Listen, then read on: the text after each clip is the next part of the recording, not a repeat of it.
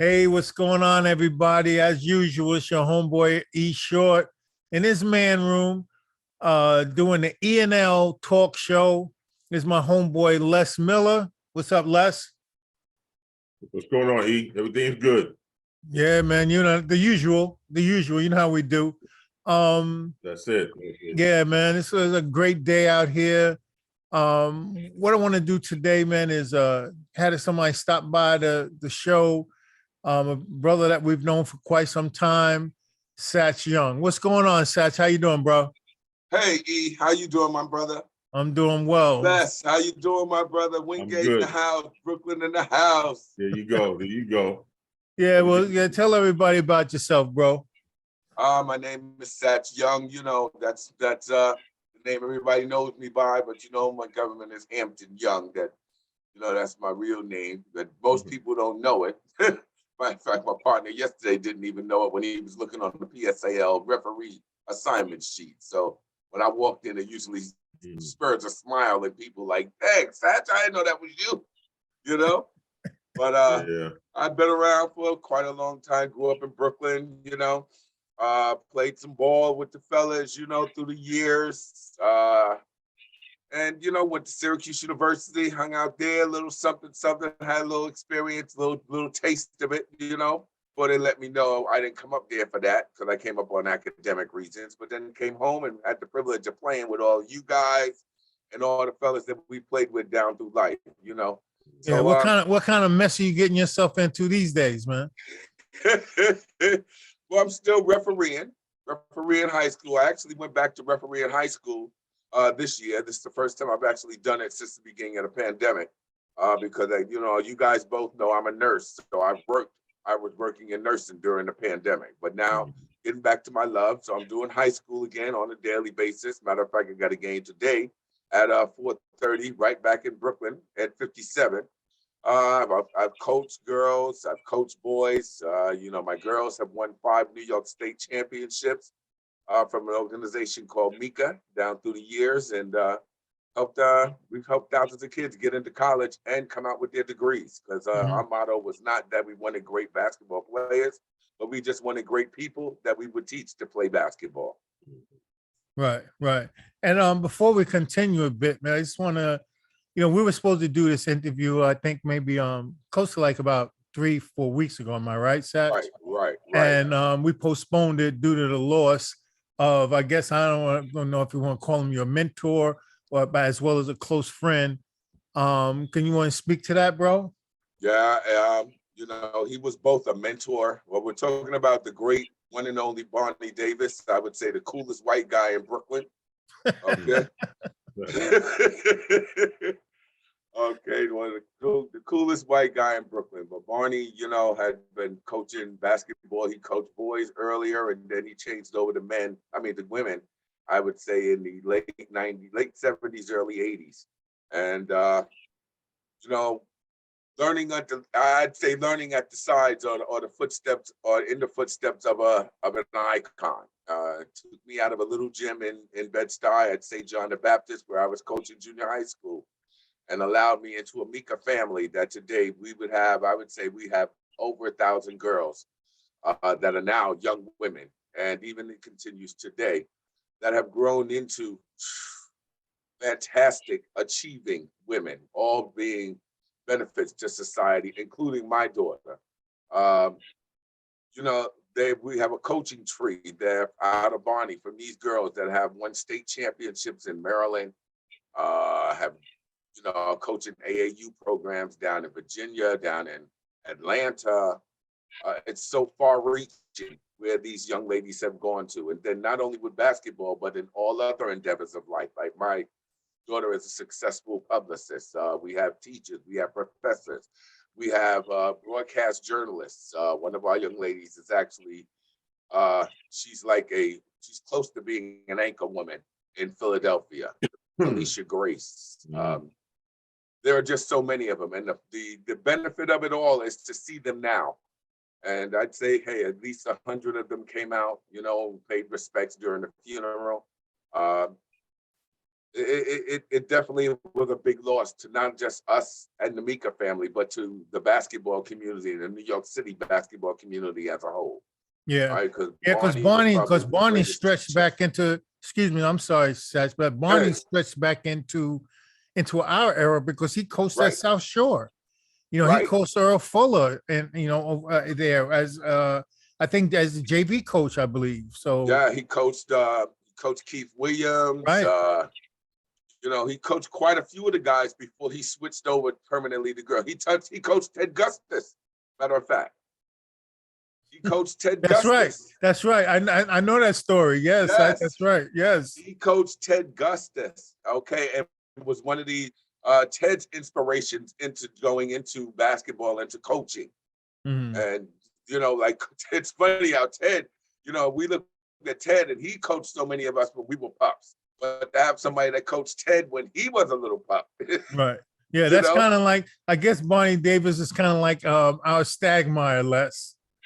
You know what I'm saying? So from back in the day, there was a white guy that lived in the community that did the same thing. Right. Like he put a lot of time and effort. Mhm. He jump started people into what they, what we now do. Yes. So yeah, kudos to that brother, man. May he rest in peace, man, because I never had the pleasure of playing for him or, even against him as far as I can remember.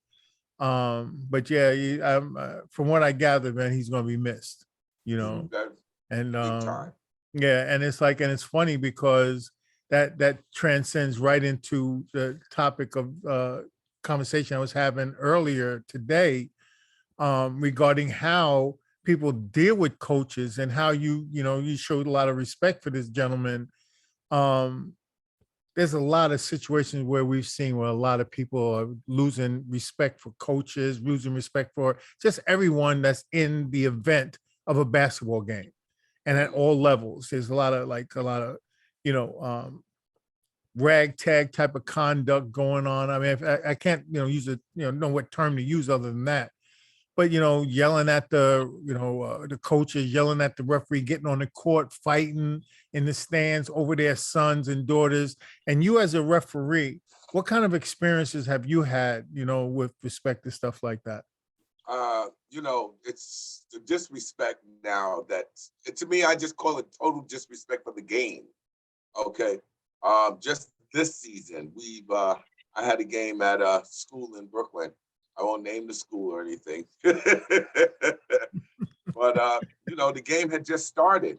And I guess this woman who, I guess it was her son, her brother, her nephew, or whatever, game just started and she started in, screaming and hollering. Oh, every time the whistle blew, she's screaming at myself or my partner to the point where she's yelling, we're videoing. Like, okay. But if you don't know the game, first of all, that's one thing. Most of these people who scream and yell don't even know the game. They have no clue of the rules that these kids are being refereed by. They're looking at high school like we're the NBA. And those are two total different sets of rules. It's I've had experience where, yes, I've had to we had to she had to be set down. We had to actually call the AD in because the straw that broke the camel's back was she was on one end of the court. Okay. She went running down the court during plays, screaming down the sideline. Okay. We had to call the AD and it was either you either have to stay in your seat. Okay. Or, you're going to have to leave. And all of that banter and and she was actually cursing and everything. Yeah. And it's do crazy. That or leave. Yeah. And when I first moved here to Charlotte area, I went scouting, just the environments. And I was starting to see the rumblings, and we're talking like 2005, right? 2006, of how parents were so adamant, and it's weird how, I don't know if y'all saw me post that picture of Patrick Beverly showing the referee on the camera that LeBron really got fouled. And I'm like, I know but I know that people are stepping into the realm of trying to control what the rules of how the game is flowing. And the one thing about playing competitive sports that always was like something that we kind of like used as a tool was to deal with the circumstances that we're dealing with at that moment. Referee makes a bad call, make up for it. You make a mistake, make up for it. You know, you get a foul, go and talk to the ref, you know, smooth them, you know, and you should be doing that during the course of the game. Your conduct kind of will sway a referee, you know, but the parent to come running out there is ridiculous, man. And I'll tell you like this though, and this is a true story, and y'all got to hear this, man. My daughter was starting high school basketball, Madawan High School. We were at work. We came to the game, starting at guard. We're playing against like the #1 team in the state of New Jersey. And the coach wouldn't let them dribble the ball. It was like, she was like so old school from the 40s that was passing, no dribbling. And so they kept getting the ball stolen. So Manny was like, the hell with that. And she shook the girl, put the ball in front, got the ball across the half court. Boom, moving the ball. The coach took Amanda out and started lambasting her. My wife, not knowing the deal about sports and to that level, walked down the bleachers. And we were sitting at half court up in the top, walked across the middle of the court while the game was going on and said to that woman, "Don't you ever talk to my daughter like that ever again." And then turned around and walked back. And sat down and so I kind of like, so to me, I mean, and I felt like I was like, you know, somebody committing the crime that I'm saying is a crime, right? At least my wife is. So I know how crazy things could be, but she, you know, but it was like, it was a bad situation in the first place. So I don't dispel what she did or give her credit for it, but it was just funny to me. But there are some situations where it's even worse, you know. And yeah, I mean, you know, we've all been in situations like that. Yeah. Les, you know, I think about, I mean, all of us down through the years, we've all been in situations where we have felt we got fouled, there was no whistle. Okay. You know, I'd say we were fortunate enough to maybe have coaches that disciplined us to let us know, okay, there's not going to be a whistle every time. Okay. Right. And I try to explain to these kids now, when I start the game, I let them know, okay, that when you may think you have a foul, but if the whistle doesn't blow, that means there's no foul. Keep playing. Yeah. Play to the whistle. Yeah. But it's not just that though, Satch, is playing, you know, the strategy of a game can be changed by a call, whether it's a good one or a bad one. Every call can be disputed. Every single call. I don't care what anybody says. Every call. So, but you play the game based on what you're presenting with. And like being an enforcer less, right? When you're playing an enforcer, you know, and a guy's like on you, you know, you take matter into your own hands, don't you? You know, to some degree, you're not gonna that the first default, right? Hey, you know, for the say again. Les? Now, what were you saying, Les? No, I was saying that, you know, I give it the way I get it, you know what I mean? And a lot of times too, if a ref makes a bad call, I'll pat him on the butt. I said, "That's all right, you missed that one, man." I said, "But I don't play a perfect game either." And then next thing you know, he's like, "Okay, I got you. Yeah. Next thing you know, I'm getting the L1 on the other end. Right, but and there's a way to make that manipulation go on, but not at and I know we've known each other forever, right? But I know that you've never had somebody in the stands, family member, try to fight, you know, for your success on the court for you. I don't need my mom or dad to come running. I was like, remember, what was it? I don't know if it was Roger Green was getting his ass kicked in the ring and the dude's mother ran in the ring and started punching the boxer. You know what I'm saying? Like, but you've never seen that footage, man? Where a guy was getting his ass kicked, man. His mom jumped in the ring when a pocketbook was hitting the dude. You know, but like, what does that mean, though? That you knocked the guy out, so now you the champ? You know, you know. So it's like, right? But the deal is that that's an interference, right? That's it. Yeah, it's an interference. If a guy, if AJ Foyt, you know, or Dale Earnhardt is driving his car and his mom sees that, AJ Foyt is cutting him off, and she comes running out there. I saw what do you call it, a wrestler getting his butt kicked. These little kids. Mother jumped out there on the field of play on the mat and was like interfering with the course of the match. And it's like that interference is so not part of the process. And to let it in, how do you stop it from getting in holistically? Because you could do individually, Satch, right? And punish a parent here or there or the child. But I mean, holistically, how do you stop all these parents from interfering? Because, and I always say this, those parents that you see yelling and screaming in those games, you never see them at back to teachers' night and back to school night. They're never there. But with a sporting event there, then they're interfering. But you don't interfere with the math teacher. I don't get it. First of all, we know the word fan originates from the word fanatic. Right. Mm-hmm. And a lot of these people have become fanatic about what it's a game. First and foremost, it's a game. Okay.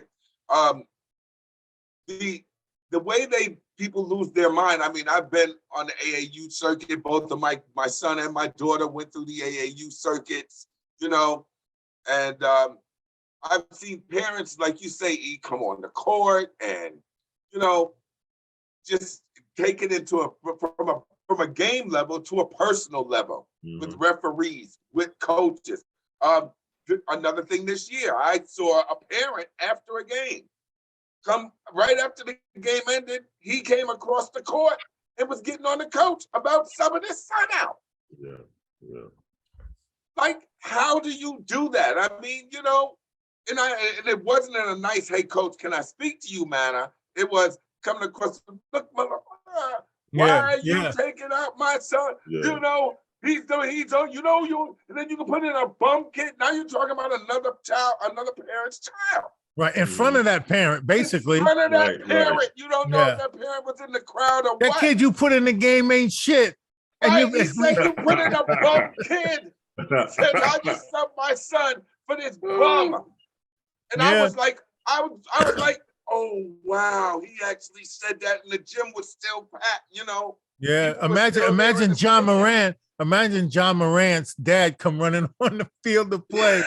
I'm just saying, but is it getting to that point where even at that level that, and at all levels, that parents are interfering as quickly as possible? And I honestly don't understand it, man. I mean, but like I said, but what's your solution though? I think, we really have to, it starts a lot of places. It has to start with what the role models these kids see. Like, okay, at this present time, the behavior of LeBron on Sunday, or what's the game? Sunday or Saturday, I think it was. Okay, that was egregious. To jump around, fall out on the court, lay his head down on the court. Okay, boy, you got slapped on your forearm. How many times you got slapped? Les, how many times did I slap you on your forearm? Too many. How many times have we all gotten hit on the forearm when we're going for a layup? Yeah. Okay, it missed. They still had 5 more minutes of basketball. I mean, the news media today is saying, oh, it cost them the game. No, they have 5 more minutes to play. Yeah. And it's like, kind of like if he had let's say, for instance, if they had to strip him, right? It would have been kind of like the same scenario. Right. If somebody had stripped him and then threw the ball at the, down the court for a 40-footer, 50-footer, and it still would have went to another 5 more minutes for overtime. But so again, you adjust to the situation. How many times have we seen LeBron hit people and no call be made? But think about that. How many times have you seen LeBron commit fouls? No call been made. Yeah. But I'm gonna tell you something, man. Okay, what he did was dead wrong, but he was dead right. You know what I mean? He got fouled. Going to the hoop. He got fouled. I don't deny that, Les. Right. I don't deny he got fouled, but the way he acted, man, I'd be embarrassed if that was my child. Right. But see, like when these kids see LeBron doing that, they want to take that Yeah, Mhm. yeah, you know, the college. Well, in the colleges, hope they have a little bit more control in the colleges, but at the high school levels, they want to think they can act that way. yeah. You take it into the recreational ball levels. That's where these Right. parents Right. think Because they can act that way. Mhm. right. But Because you let me ask you something though. Hold on. But check this out. Check this out though, Satch. The fact that they didn't give him a technical foul, is that them saying, yeah, we missed the call? You know what I mean? Because he should have gotten a technical foul. He should have gotten a tech as well as Patrick Beverly. right. But would Yeah, Patrick Beverly Beverly did. have Beverly- Mm-hmm. done that if if the tech had been like Les said, if the tech had been levied against LeBron, Patrick Beverly might not have done that. He might not have done that, right? So And you're also, right, Les. see, You're right, Les. He's but right. also, you know, you got to look at that coach. That coach has, you know, because I always tell coaches before the pregame, in the pregame, coach, your bench, your players, you have to control them. If you don't control them, then I have awards for them when they want to act out.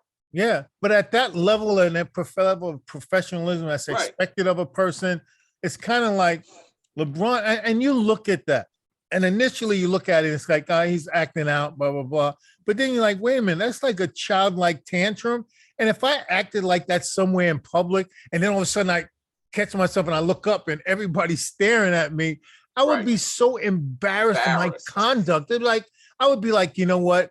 Forget about what the game. Forget the game for a moment. After the fact, I would have been like, you know, my conduct, that was wrong, man. Like, what was I doing? I'm not. There's nothing on earth going on that I think that would make me entitled to act like that. If I had $18 trillion, it doesn't mean that I can go and lay down and jump around like that. It's not necessary. That's McEnroe times 10. McEnroe times 100. Yeah, that was crazy I've never to seen me. McEnroe lay down on the court. Get down on holding his head, and you know, it's like the end of the world. No, it wasn't. It was the end of a game with overtime. We're tied. Yeah. You know, okay, now people have talked about, you know, oh, well, they got to be making calls like that at the end of a game. You know, referees don't want to decide games. Right. I'm sure the referee in the football game the next day that had to call, okay, that unsportsmanlike or roughing the passer call on the push on Patrick Mahomes. Yeah. I'm sure while he grabbed that flag, he's like, "Oh Lord, why did he do it?" Yeah, okay? right. Because I had to make the call. Because I had to make the call to the. Because I had to make that call. Yeah, and that no hit on the arm or buts. Right, and that hit on the arm would not. What you're saying would not apply to that if the referee wasn't where he was standing. But the referee was standing right there, facing the play. There. But you know what? Again, you know. How many times you've gotten hit? You were a slasher. You slashed to the basket from all different angles. How many times you got hit on the arm? Oh, yeah, a lot, and I don't care. How many? Look, yeah. When we were growing up, I know we used to punch each other in the forearm. Okay, just so when you got hit on that forearm, okay, it really wouldn't bother you as much. Mm-hmm. To strengthen that forearm. Okay. I've got hit thousands of times. Still got scars from the hits and the scratches. Okay. Either you make the layup or we go to overtime. That's it. Yeah. And that's it. You know, okay, yes, he fouled me. There's a foul basically on almost every play in basketball. Right. And especially now that you can't hand check. Every time you touch a player, a referee could blow the whistle. Yes. Basically now with this open of movement, freedom of movement rules. Yeah. Basically, you can call fouls every time somebody puts their body in front of somebody. As well as guys reaching, because everyone dribbles a lot, and that's where most of the fouls are committed is from ball handling issues, like somebody going to the hoop or whatever, dribbling. So if you're not dribbling the ball, most likely you're not getting fouled. But when you're making movement of the game of basketball with the ball, you're going to get touched by somebody, whether it be a knee that you try to straddle to cut the guy off, whatever it might be. And it's like, But if for fans, and I understand, like you said, fanatics and the fans, a bad call, yelling, screaming. But if a player starts doing that, and if a player from on the court, a player on the bench, somebody, one of the coaches, Right. and it's like, and guys are getting to the point where they're like, even the coaches are confronting opponents. Like, I think it was like Dallas was playing, and somebody was like, my man had like 52 on them, and he was killing him, and the coach started jeering at the guy. And it's like, it's all bush league things that you're saying to a person. Everything is all Right, bush league, right. Yes.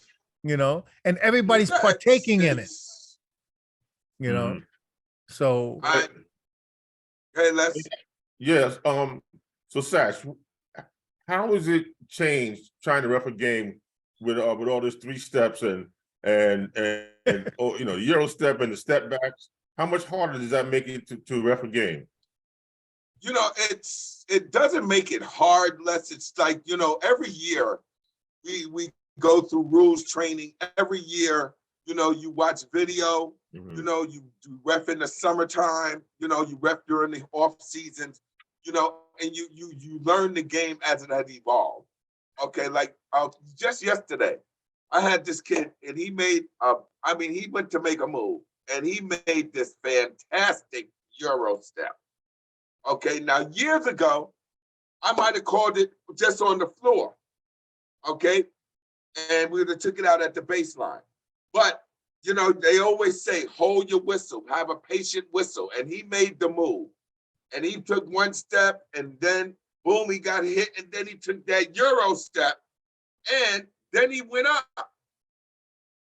And I'm looking, and now the other people on that for the opposing team yell, "Oh, war!" I'm looking.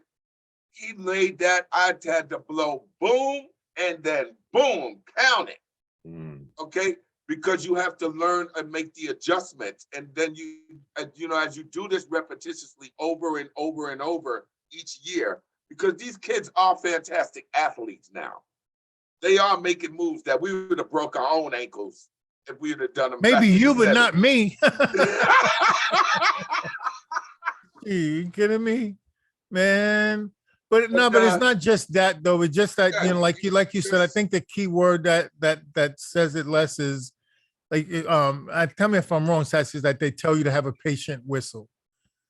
If you have a patient whistle, you can see the play evolve, so you can make a conscious see the whole decision. play. Yeah, and it still doesn't make you perfect, right?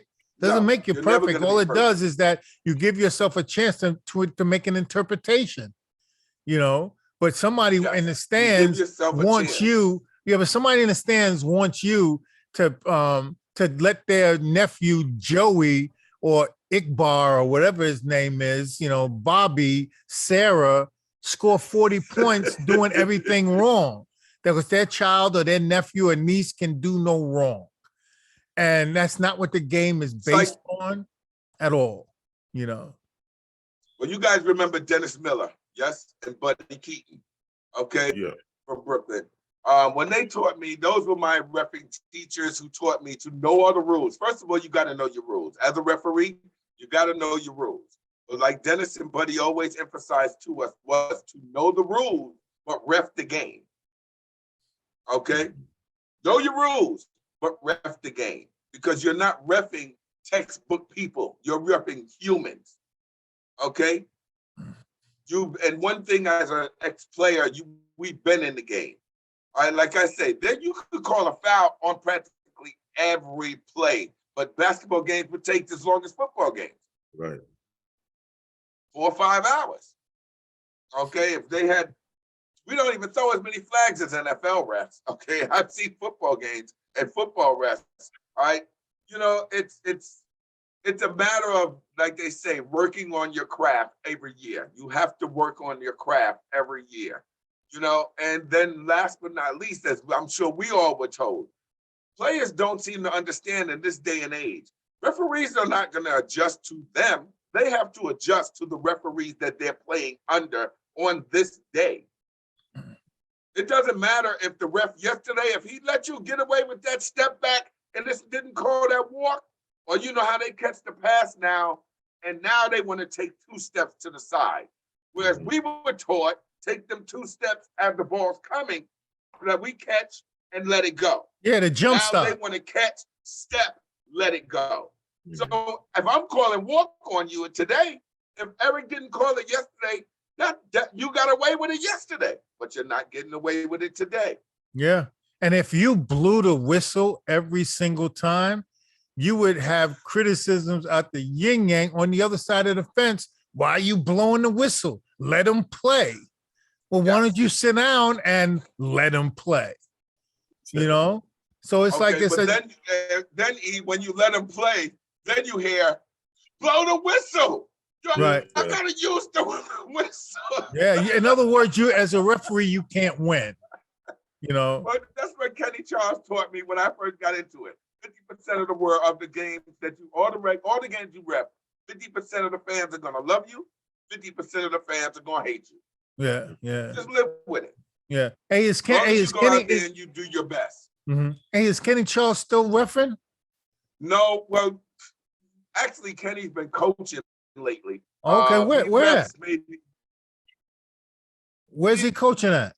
Him and Woodhouse, his partner, they've been coaching at a church down in I would say by Lefferts Garden, Lafayette Gardens. Okay. There's a church down there, and him and Mike Woodhouse, they had a team over there that they were. I had ref them last summer when I went back to. I did a couple of tournaments in Brooklyn, because I still try to keep myself active in the neighborhood and during the summer as well as the AAU tour, you know. But you just froze up on us. They've been coaching a little. Kenny hasn't been reffing actively, I don't think, since before the pandemic. Okay, and what about Woodhouse? Woodhouse is still reffing? No, Wood and Kenny, if they ref, they'll ref together. If they coach, most of the time now they're spending their time just coaching. Oh, okay. Yeah, man, I haven't seen either one of them in a long time, man. You know, it's they'll probably be at the BSM thing this summer. Yeah, yeah. They'll definitely be up there if they're in town. You know it's not an outdoor event, right? Oh yeah, no. Well, the banquet, yes. Yeah, the banquet is like, you know, put a damn suit on. You know, ain't no shorts and, you know, cargo pants and, you know, old you know, Nero t-shirts, man. You know, sometimes that grown folks type of thing. But no, I'm just saying though. But yeah, it's gonna be like a whole weekend thing type of environment. Right, so, right. It should be pretty cool, man. But that's interesting that you're saying this, man, about how things are and the perspective that you're seeing.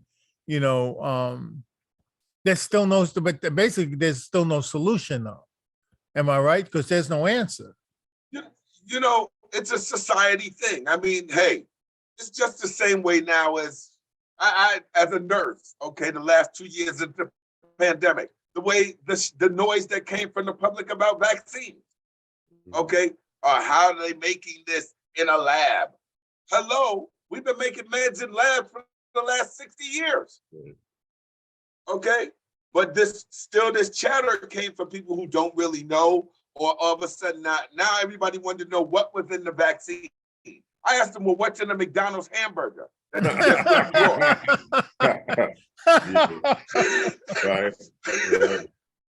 I was thinking that because I was saying to myself, like the veggie burgers, like what's in that? You know, right. Everything that's around us, you don't inquire as to what it is. So why of a sudden you want to be some kind of engineering scientist to find out what these products are? You know, if somebody told you to take the green pill and you'll live, you take the blue pill and you're gonna die, and you say, well, what's in the green pill? Like, really? Like, don't worry about it. It's life is what's in it, man, you know? And it's like, you know, I guess you don't want that, you know? It's like you said, it's society because people, I guess, have an expectation to be given all the information that they need, even when it comes to sports, but at the same time, they can't handle information that's coming to them. So like I said, it's like, And they don't accept it either. Right. I mean, I've had, I've had plays where games and plays and stuff where, a kid will ask me why I called the foul. I'll say, because you hit him with your lower body, or you had your hand on the back, you pushed him in the back. No, I didn't. Now, if I tell you what you did, you're in the action and you're just going to constantly tell me, no, I didn't. Okay, then you're just not accepting what you did. So I might as well not continue to explain it to you. Yeah. But yeah, have you ever pictured a scenario where every time a call is made and somebody disputes it, just imagine this environment. Every single play, you blow the whistle, walking. I know I didn't. Okay, you know what? You're right. I changed the call. Every time that someone disputed it, you would change a call. What kind of environment would that be like? Because it seems like that's what they're expecting the referees to do when they complain. Oh, referee, he fouled me. Oh, you know what? You were right and I missed that. You know what? I'm blowing my whistle, But what kind of environment would that be like if we kowtowed, meaning me as well as coaches, put my son in the game? Because the old saying, I can't put myself in the game. The coach got to put me in the game. So I could be sitting on the bench. I'm looking back there at dad, and dad's like, get in the game, son. It's like, I can't put myself in the game, So it's like, it's senseless, man, So it's like, I don't understand why people parents, think I don't like know. So many of these parents, I don't know, first of all, to me, it's like, for all of us, I don't think we were brought up to win, but basically we were brought up by coaches that wanted to build character in us. We at Mika, we have a saying that we always teach our girls: sometimes when you win, you really lose, and sometimes when you lose, you really win. Mm-hmm. Okay. And when you translate these things, it's like, this is teaching them the value of what you're learning. You can learn a lot from a loss. Many times, most teams learn more from a loss than they do from a win. Okay? Sportsmanship, to me, is getting lost. Okay? Good sportsmanship of respecting your opponent. Okay? Yeah, during the game, okay, Les, y'all know me. I was one of them. I'll foul you hard. That don't mean I don't love you. Yes, Hatchet man. Okay, but after the game, it's all love. Yeah, it's a competitive spirit, but it's not personal. These kids take it personal. Mm-hmm. Everything, I think, like I said, like we said, with society now is so sensitive. Yes, and I think that's another thing to think about, like how the violence that comes along with a sporting event. People in the stands going up to the referees after the game, or gun shooting. I mean, it's almost like I don't know how we existed before. I don't know if I would have the coolness to be able to play today in all the places that we played under this kind of conditions. Right. He brings that. I mean, unless you brought that point up, like now, we were blessed to grow up in the 70s, 80s. And you remember what the gyms used to be like when there were games. Mm-hmm. Boosters in the stands, your classmates in the stands. Nowadays, only a few schools allow spectators. Mm-hmm. Are you serious? Wow. Yes. In New York now. Whoa. Only a few schools really allow spectators.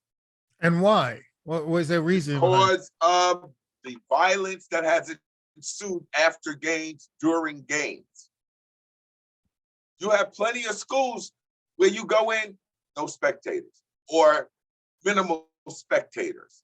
As far as, like, you remember how we used to have the boosters be on the stands and rocking the stand, okay, and the cheerleaders.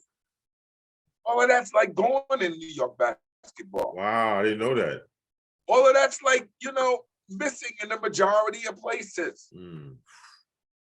The stands are not packed. I mean, depends on, back in our day, even for the 0-10 teams, their stands were packed, their boosters were there.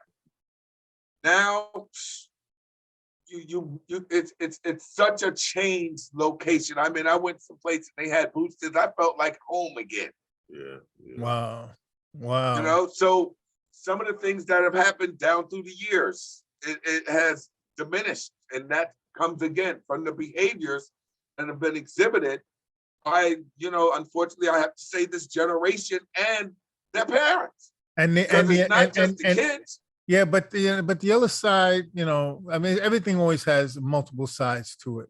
Right. But for me, and I'm sorry to say this, but you can go to Madison Square Garden and they are checking you like it's TSA. Yes. Yes. Like it's TSA. There was a championship game years ago. I can't remember the exact year, but after the championship game, there was a fight in the stand. As a matter of fact, yes, it was early 2000s because my girls played for the girls ESAL championship. We won. That was one of the city titles we won. But after the boys game, okay, and I remember this distinctly, a big fight broke out in the stands, and it included parents, students, okay. I mean, I was fortunate enough, as having my girls play for Bertram, so my seats were like down low. I got my wife and my players, we all got out. We went underneath. We went out through the players, actually, where the players go out in the garden. But after that, the PSAL lost the garden for like a year or two. Wow. And right now, But that's why it's like really weird to me. And down here, when I have my events, when we had it like 18 years, like we wanted everybody. You know what I mean? And I mean everybody. And it's also weird. Craig did an event here in June. With We Hoop, right? Their brand, We Hoop, to where we do tournaments, right? And Craig's reffing the game, and my brother-in-law, they're both reffing the game on the court, right to enter this big facility. It's like 7 courts there. And this one of the players' uncles or cousins was standing like directly under the rim on the court. And Craig was like, yo, man, you can't stand here. He give the guy, a gentleman's kind of hug, around his back, like, yo, you got to get off the court because the guys are coming down, Right. And the dude's like, yo, motherfucker, don't touch me, man. I'm a grown-ass man. He got gold all in his mouth, pants down to his knees, no belt on. And so Craig right away calls me, he's like, yo, E, get this guy out of the gym. So I go and talk to the guy. He's like, yo, man, don't come near me, man. Don't come close to me. I'm saying I'm a grown-ass man. And he's like, if you're a grown man, you don't have to say you're a grown man. I should see that you're a grown man. I don't care if you're 2 feet tall. I know if you're a grown-ass man. Right. And I'm like, so I was like, yo, man, what's the matter with you? I said, let me explain something to you, bro. I took off my shoe. I was like, yo, man, I don't have no toes, man. I can't chase you. I can't fight. I gave him all this, like, calm down. Like, what's wrong? Like, what did you do? He's like, and I stepped toward him, like, yo, motherfucker, don't come near me. I'm a grown-ass man. And I'm like, all right, grab my head just like this. I look over my shoulder at parents standing there. And I said, you want to know something, man?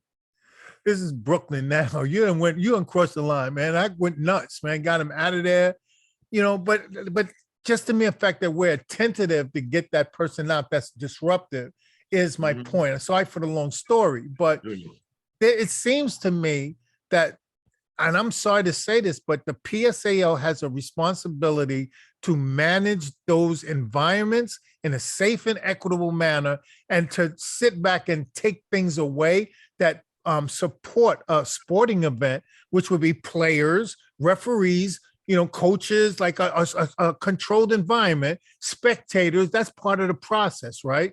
Student body, spectators. It's a school interscholastic environment.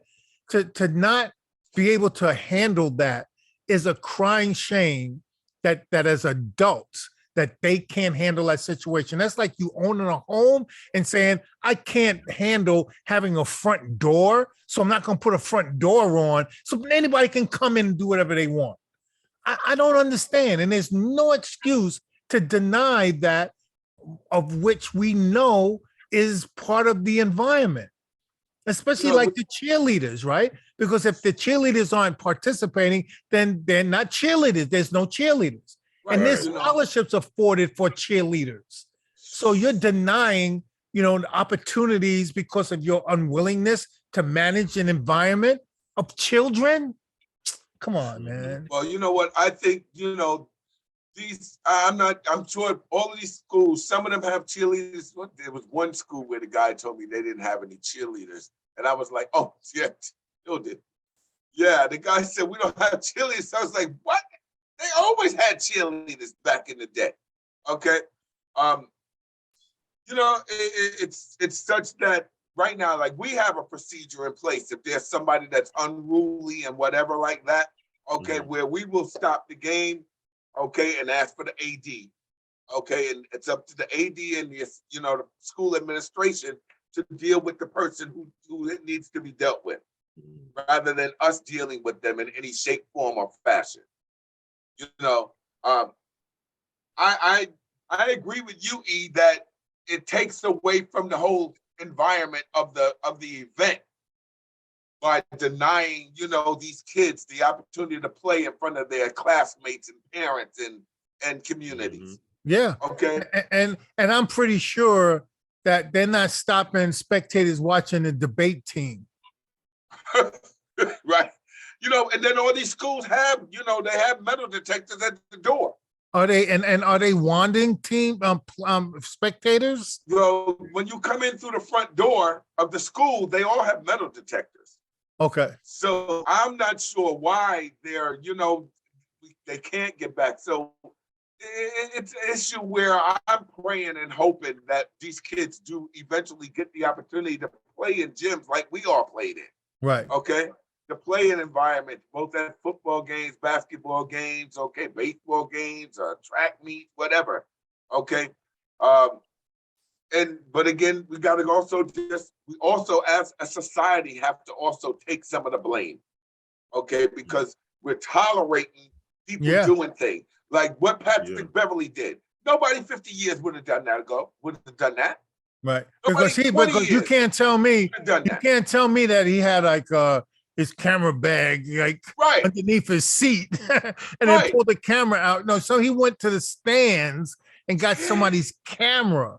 And even if that camera might not even been used, but he used it as a prop possibly or inappropriate. It's like, hey, look at this. Like, and it's kind of like it's Bush League because it's trying to like you're trying to show up the referee, and there's screens up top. So it's kind of like it's all too obvious, which is allowing us to say, well, he only touched his finger. You know what I'm saying? People come up with measurements of, it wasn't that much of a foul because they're watching it almost in live time, and everyone's an analyst, everyone's a coach, everyone's an expert in skill level basketball. Meanwhile, they probably have never touched a basketball other than the one that's in the box on the shelf in some kind of store. But they now all of a sudden have so much more opinions about that stuff. I always say, I know absolutely nothing about spacewalking or being an astronaut. So I am shutting my mouth up and I listen. But but for me to step in and say, act like I know what I'm talking about to around that astronaut, they probably would say like Eric, shut the hell up. No. Eric, for real, like you probably couldn't even breathe. You couldn't even use the breathing apparatus. I couldn't even pass the test to get up there, let alone do right when I'm there. But that's what people do. People are taking on responsibilities that aren't theirs. It's kind of like, it's the guy that yells at the movie theater. He's kind of like, Arnold, watch out. He can't hear you. It's a movie. And that's, I guess, like you said, it's society and people in their brain, they're taking these leaps into directions of trying to influence things that they should just be spectators to. Know your role, in other words. I'm a player. Yeah. Right. Yeah, I'm a know player. Your role. Mm-hmm. Do the things. I tell a lot of guys when I'm repping them or whatever. Okay, and they get, kids get upset and I'll get mad, and I remember I was told one time, long time ago as a player, okay, when I got called for a foul or whatever, and I know I never fouled nobody, okay, you have no control over this whistle. So only pay attention to the things you can control. And that is playing good D, putting the ball in the cup, making the right pass. These are things you can control. Yeah. But this whistle, you can't control it. Yeah. And that's the way it's been in every But Satch, sport. do you notice that there are a lot more cops at the games? Well, you know, school safety is under NYPD in New York City. School safety, they wear uniforms. The only difference between them and a cop is they have no gun. I don't notice NYPD per se with guns at games. No, Okay. but they do have. Out here, we have the local cops at the game. Really? Yeah. Oh, yeah. Because you're right, Les. You're right. Town.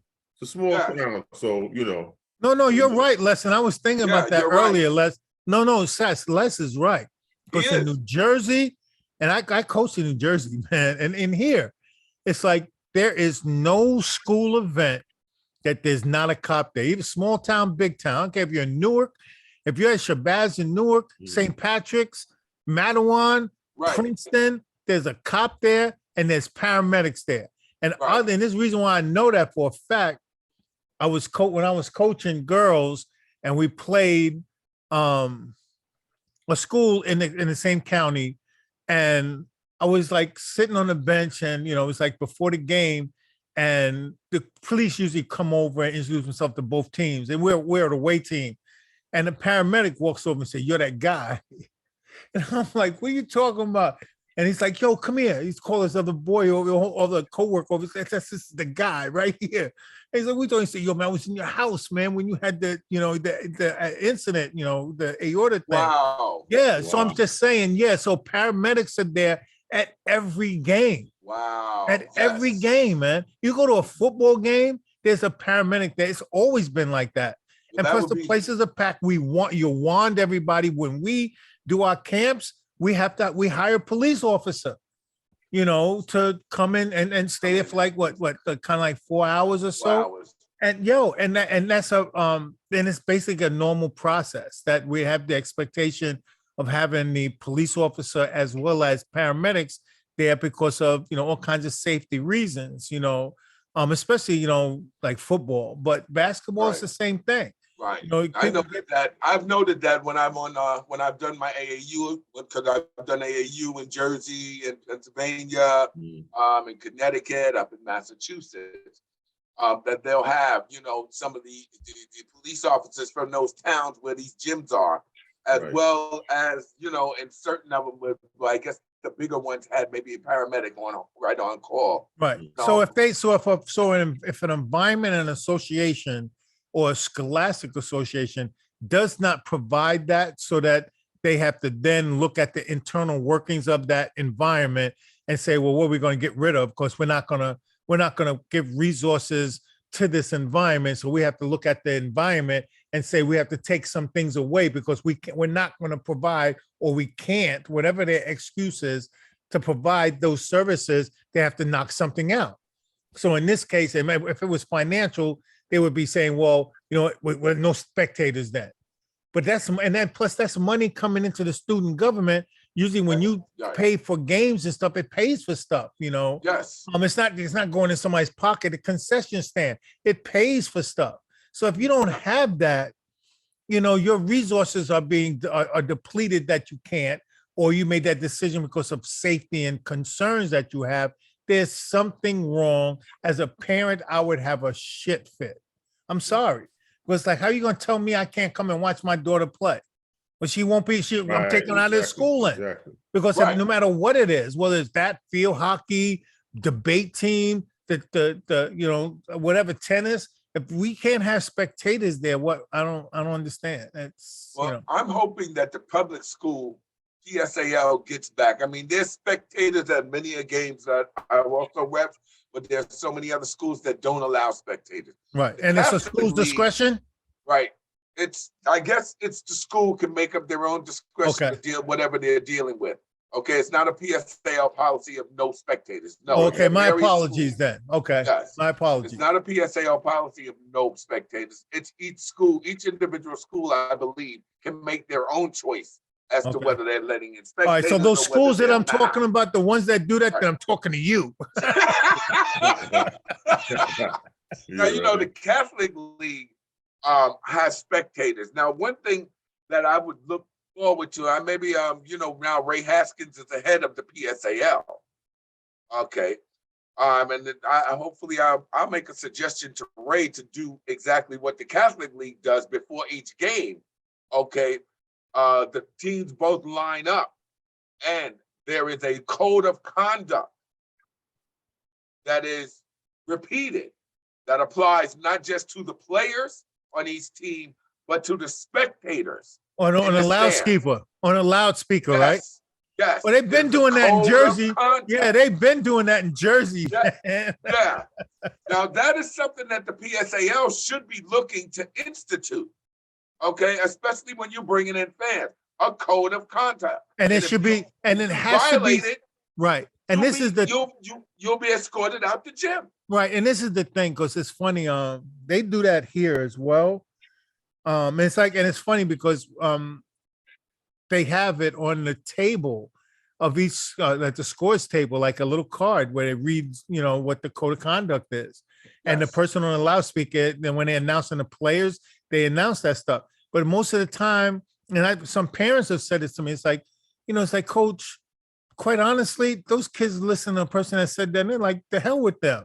You know, some girl reading, hey, it says that the code of conduct, if you don't do, and it's got to be a firm, you know, statement, you know, with respect, and it should actually be said as like a school policy as well as a police policy to say, look, if you don't conduct yourself in a proper manner, you'll be escorted and possibly arrested. You know, Well, those are that's the the rules. main- Yeah, the those main are the thing rules. that goes along. The main thing that goes along with it, if you're going to say a code of conduct, then you have to make sure you enforce it. Right. And I know the Catholic League does enforce it. If somebody gets outrageously screaming, hollering, and whatever, I've seen parents escorted out the gym. Right. Right. Out in Long Island, I've seen parents escorted out the gym. Okay, for violating what that code was. Right. Yeah. And you have to hold them accountable, you know. Yes. And it's kind of like, you know, Yes. and it's like it's a Catholic school. So it's kind of like hypocritical to go to a game and be cursing and carrying on. My son's the MNF best player, F you, da, da, da. And then on Sundays, just like, yes, Lord, da, da, da, da. So it's kind of hypocritical, right? You know, It's very hypocritical when, you know, you're in some of the gyms and some of the gyms are like in the auditorium too. You know? Right, You pull the curtain right. back, there's a cross. The Yeah. crucifix is right there. yeah. But they don't care because, and that's because everything is, you know, well, I'm not going to get into it. I forget. I'm like, You know? that's another show. You know, that's not a sports show conversation. We're not Right. But as You know, long but as they enforce it, you know, and you know, I now, like you were saying about the EMTs being at the games, the medical tech. Unfortunately, because we had a situation this year. Now, you guys remember Honey Bun, the ref. You remember Honey Bun from Mhm. Uptown? He I know repped the all name. of the, huh? I know the name. Yeah. Julius Edwards. Julius Edwards Yeah, was his name, yeah, but everyone called him Honey Bun. Yeah, I knew Julius pretty well, man. Yeah. Nice. You know, he died on the court. Yeah. I heard. In December, he passed away on the court. Yeah. And you know, each school does have to have a defibrillator there, and I'm sure that the coaches have to take CPR and, you know, training with defibrillation and, you know, first aid. But they had to call 911. Now, you know, that's a situation. Now you got to wait for an ambulance. Whereas what you were talking about, with an ambulance being either there or close by, which is something else that we, you know, being that New York City is New York City, you could try to get a hookup where at least you have an EMT that can be close by, if Right. not sitting there for that whole 2 Yeah. hours. Well, you know, you figure they're just using Brooklyn alone, to be quite honest with you. And I know that there's massive number of emergencies higher than, you know, just Yes. sporting events in high schools. But if there's 32 public high schools in Brooklyn, just using that even number, and of the old days, I don't know what the numbers are now, but that means there's possibly 16 games. So that's possibly 16 EMT units, stretched all over Brooklyn, somewhere in approximate areas of that, And for basketball, there's nothing wrong with them being close by, in my opinion. But when it comes to a football game, I think that is a requirement. They should be on site. On site with football, because there is, the possibility of a greater injury, especially. Oh no, because they're banging up against each other, man, at a high rate of speed. And those are the only two sentences needed. Banging into each other at a high rate of speed means that you need to have paramedics around. Forceful contact. Yeah. It's forceful contact. But in our conversation, we're talking about forcible contact by the spectators. And see, that's what, but we're not saying have paramedics there for the players. We're not, you know what I'm saying? We're talking about spectators, man. For the stands. Yeah, it's like, I don't need a defibrillator for somebody in the stands, but you never know these days, I guess, maybe a popcorn should come with a bulletproof vest or something. I don't know. Right. With Kevlar or something crazy, but it hasn't gotten to that point. But just the arguing, the yelling, the screaming, the expectation of your son or daughter being better than the teammate and expressing that, because those are like conversations you have on your way home with your child. Sarah, you're better than this person, blah blah blah blah blah.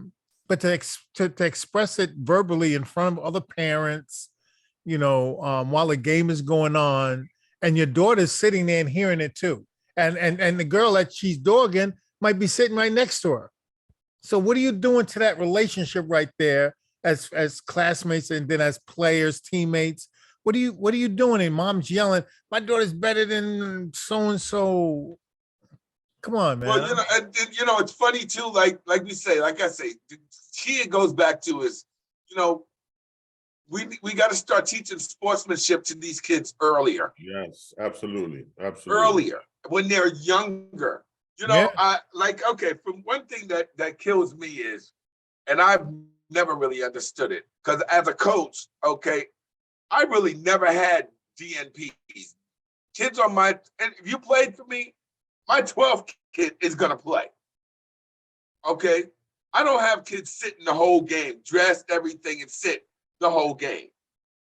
All right. And it kills me how even at younger ages, we have guys now who are coaching. And that's another thing too. We had coaches. Now you just have parents picking up the mantle. I'm going to coach. Mm-hmm. But all they're thinking about is winning a game instead of developing the kids on the team. No. You're wrong. They're not thinking about that. They're like you said, if it's a parent, most likely they're doing it because their kid's in it. And when the kid's going, they're going. Their kid. Yeah, well, yeah. So when the kid's going, they're going. And that's the one thing I can say, at least for me. Like I coached my daughter, but when Amanda was done, I'm still coaching. It's like I'm not doing it for her. I'm with you on that, E. And it's crazy, but I'm with you. Yeah, but I don't know, were you there for Lloyd McCory Day? Yes. Do you remember the girls? Yes. Remember the game? Yes. You see how crazy those guys got?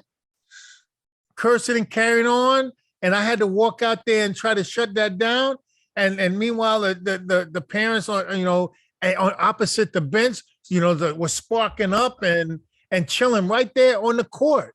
And it's like, and mom and dad are smoking, puffing weed over there. Your coaches are cursing the referees out beyond what you can imagine. I come over there and it's supposed to be an exhibition game, Les. And I go over there and say, like, what are you guys doing? Like, calm down. And they're yelling at Keith, that the big tall Keith, that he played ball with us, Keith Bennett. Right? Yeah. And they're cursing at him like, it was nuts, Les. And I was like, you got to stop now. Wow. I said, look at all of these people here and they're looking at you. And this is not about you. It's not about the kids. It's about the event and the honoring of Lloyd McCory. And you're tainting this environment and we're not going to have it.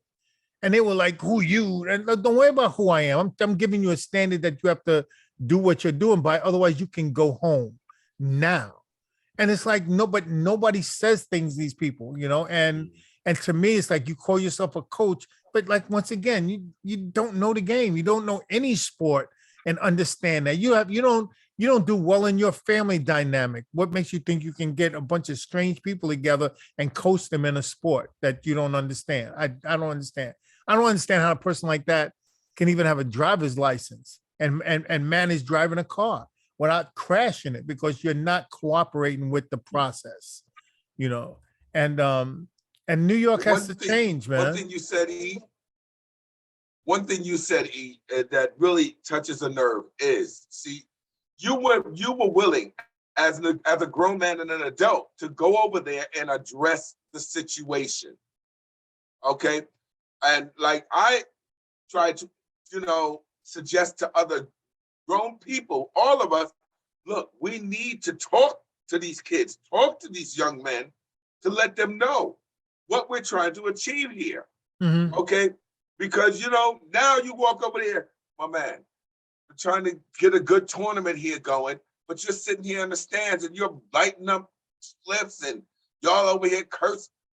This is not going to work. How are we supposed to, get sponsors to want to sponsor a tournament in our neighborhood with that type of environment? Mhm. Oh, it's legal. Yeah. Okay, it's legal. Okay, but it's legal for me to have a bottle of Hennessy, but I don't have it here at the table. Right. And other things. Yes, Exactly. Okay, unless I'm getting Hennessy to sponsor me, that's why I'm having a bottle of Hennessy at the table. Okay, but I'm not right now. After the game, when we get the fellas and we're away, we'd have finished our business. We'll probably stop, get us a bottle of something, and we'll all have glass cups and everything, and we'll celebrate a successful event. But at this point, look what you're doing. Right. Mhm. Right. Okay, there are kids' parents out here. There are kids' grandparents out here.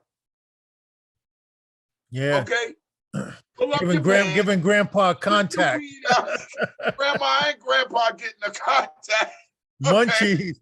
Grandma eating all the popcorn. And grandma over there mad talking about that stuff stink because it's not like the Acapulco Gold he had back in the day. And I'm like, Grandpa, don't have a flashback. She said Acapulco Gold. Satch, you silly, man. For those that don't know what Acapulco Gold is, go ahead and tell them, Satch. Acapulco Gold in the 70s. That's old school. That's old school. Yeah, man. We all have history.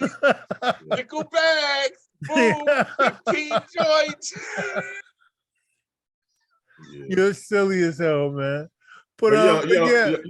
I have one more question for you, though, Satch. Now, first of all, how many years are you a nurse? How many years you been nursing? I became an RN in 1986, so it's like 37 years. It is there because that's how long I've been married. Yeah. So let me ask you: Did you go to Syracuse for that, or you did that I went outside to Syracuse for psychology. Okay. I went to Syracuse for psychology, and then I came home and actually, my pops unfortunately passed the year before I graduated at Syracuse. Mm-hmm. So I really wanted to stay up and really get into advertising and get on the radio and all of that. But my mom was sick. You remember my mom said she had a heart attack. So when I came home, I worked at Woolworths. I did the management training with Woolworths. I did it with Macy's and everything. And then, I left there. And then I had a job that waiting for me out of town. My mom really didn't want me to leave. So she got me a job at Kings County and violated all the rules, okay, and got me into what they call the career ladder program for nursing.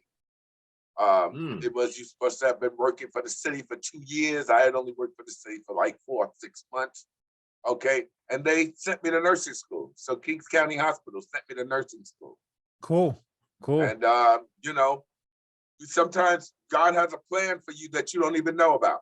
Oh yeah, especially since you said you were working at Macy's, man, as management training. What we call what was you, a red flower? No, you know, That's what I they wanted to called be- them. Like they gave him flowers, man. So the high manager's red Yeah, flower. with the and then jacket. You mean the red jacket? Yeah, Yes. you know, you Yeah, had I had a red jacket on. I had a red jacket on. what, Macy's 34th Street, or were you Yeah, like on Macy's Albemarle and 34th Flatbush? Street. Well, the management training program took you to different Macy's, the one down at Flatbush, the one at 34th Street, because you were actually just learning, you know, the marketing and all of that Right, business, yeah. the business. Okay. And then, you know, from that program, I went to the Woolworths management training program. Okay. What's what can you share with the public? What's Woolworths?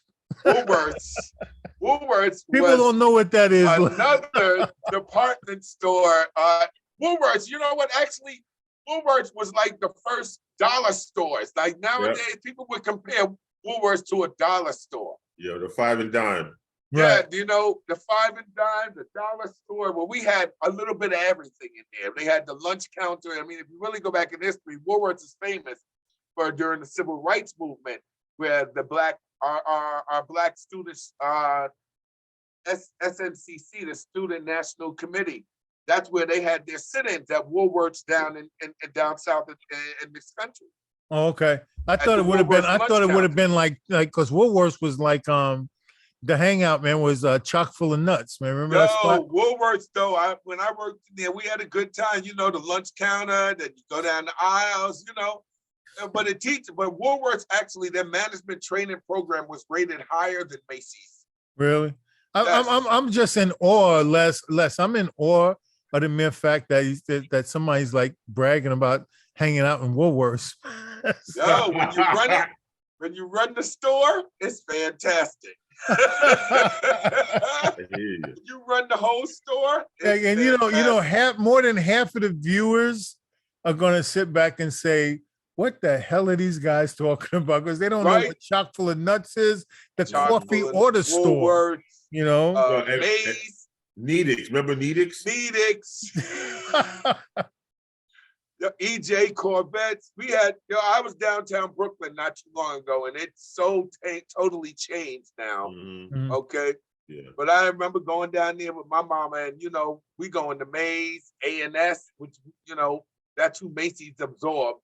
Okay, but in our days, you know, A&S was the high-end store down there, and Right. you know, I worked looked there. up- I worked there.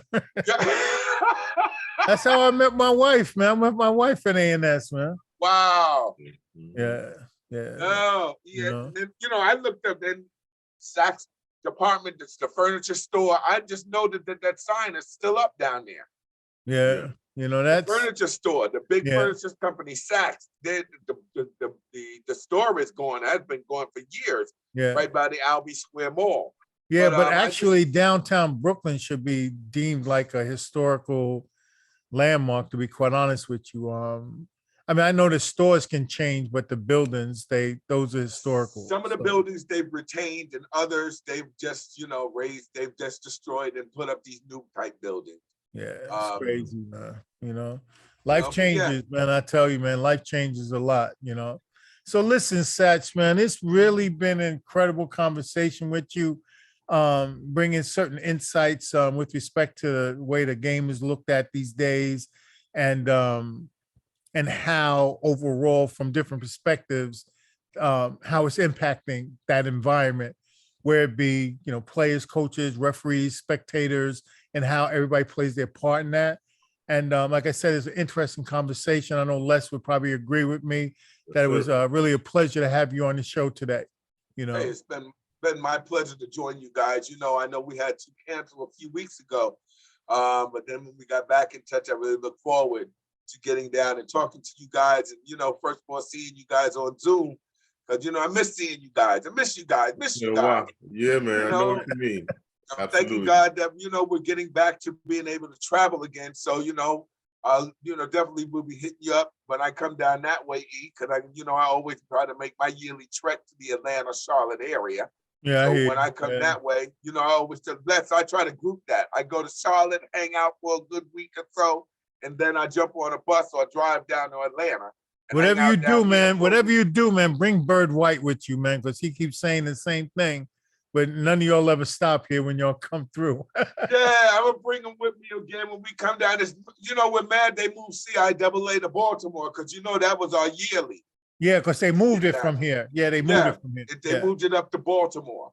Unless we got to get together. Well, you'll be coming on into the city because you only halfway down the turnpike there. Yeah. Mm-hmm. Or maybe I'll come through if our boy Stogie brings this play back up or something. Oh, well, that's true. Well, my lady here, she's producing some plays. So when they do have one, Les, I'm gonna let you know. Because she's cool. That's another thing I'm getting into now. Getting into producing. I'm her assistant as we produce the play. Right now, we produced a play called Little Girl Blue about Nina Simone, and then we're now trying to get this play that we're involved with, Mandela. It's now in London, but we're looking to bring it to Broadway by the end of the year. Cool, man. So we are, if God blesses us with that success, I'm going to send out flyers to all of y'all. All right. So you have to come on up to see that. Yeah. She told me the Mandela play is fantastic. Yeah, I appreciate that. And I thank you guys because it lifts my spirits to talk to you guys. Okay. Yeah, man. This was good. Yeah, man, definitely, man. Unless you got any final thoughts. No, just good to see my brother, man. Yeah. Because at least I did see you that time. What was that? I guess it was Leopards, right? Yeah, Leopards Day.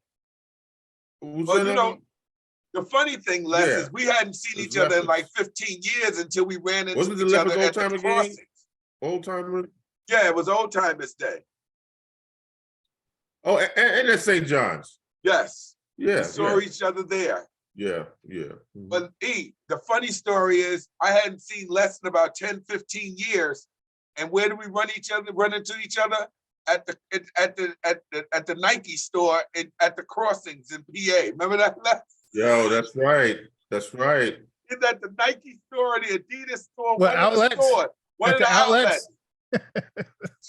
One of the outlets. Yep. Oh, what the hell are you going on with the Pennsylvania for the outlets, man? That's where I could get size 15s. And I was we were at a resort, one of those all-inclusive